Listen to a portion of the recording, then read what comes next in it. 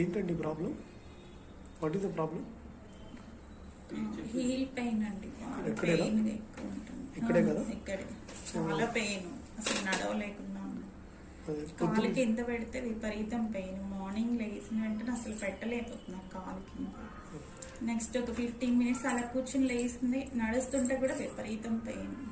అదే ఒక 10 నిమిషాలు నడిచినాక ఫ్రీ అవుతుంది. ఫ్రీ అవుతుంది.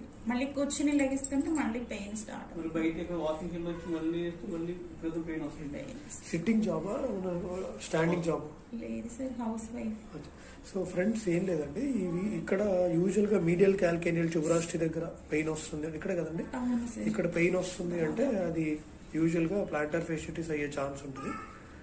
సో దీనికి ప్లాంటర్ ఫేషియా స్ట్రెచింగ్ ఎక్సర్సైజెస్ అనేవి ఉంటాయి, అవి చాలా బాగా పనిచేస్తాయి. సో ఇనీషియల్గా మనం టాబ్లెట్స్ ఇస్తాం. ప్రాబ్లం ఉంటే దగ్గరలో ఆర్థోపెడిక్ సర్జన్ని కన్సల్ట్ అవ్వండి.